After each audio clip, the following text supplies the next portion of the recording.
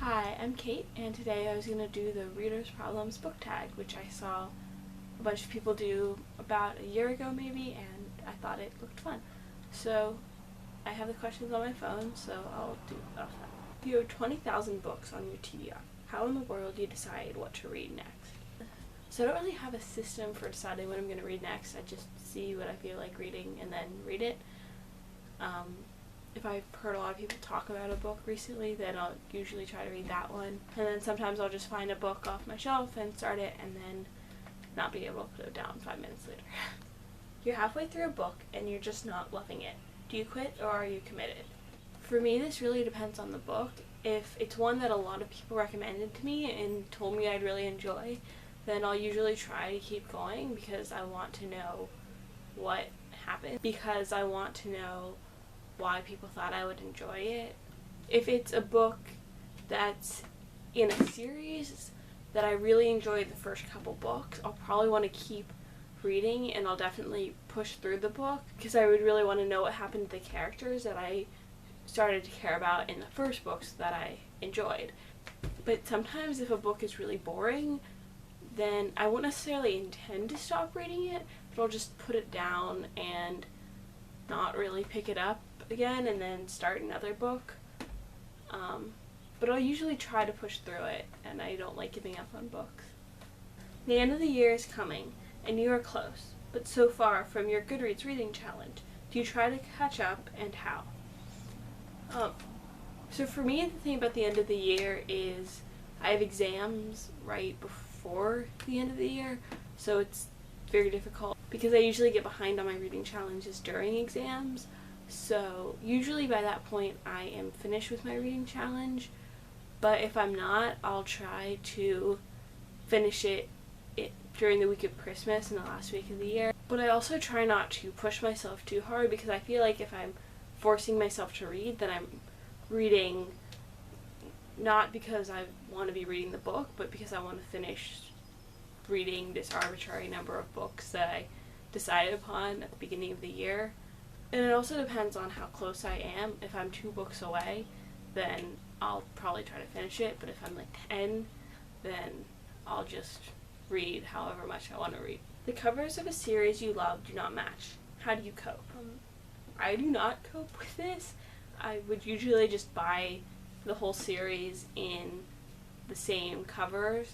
If a publisher changes the covers halfway between the series, then I'll usually hope for them to reprint the series with the covers all matching, or if they don't have it, then I will cope, but be kind of upset about it. You're reading a book and you're about to cry in public. How do you deal? So I don't usually read in public.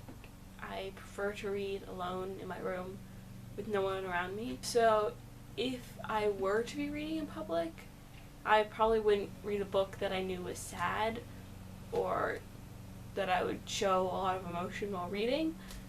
But if I did, then I would probably stop reading the book until I got home and then read it then. A sequel to a book you love just came out, but you've forgotten a lot about the prior novel.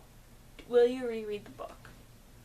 So this probably depends on how busy I am, but normally I would reread the book just because I want to fully enjoy the second book in the series, and I don't think I would be able to do that unless I had a full memory of the book before. You do not want anyone borrowing your books. How do you politely tell people no when they ask to borrow your books? So for me, I am usually fine with letting people borrow my books as long as I at least know the person and trust that they will take care of it and not ruin the book. And I will usually ask them to just make sure to keep them in good condition while borrowing it. But I guess if to follow the question, I would just tell them that in the past I've had bad experiences lending books to people, and that although I would probably trust them, I just make it a rule not to lend books to people. You've picked up and put down 5 books in the last month. How do you get over your reading slump? So usually I'll just keep trying to find a book that interests me and keeps my attention, but if that doesn't work, I'll usually turn to Harry Potter and just reread something that I'm always in the mood for and will always enjoy, and hope that that will just get me back in the mood for reading everything else. There are so many new books coming out that you're dying to read. How many will you actually buy? All of them. I love buying books and I love collecting books. So yeah, I just buy all of them. After you've bought the new books you can't wait to get to, how long do they sit on your shelf before you buy them? This depends on how much I was anticipating the book. If it's a series and the last one ended on a cliffhanger, then I'm probably just going to read it right away because I really want to know what happened. If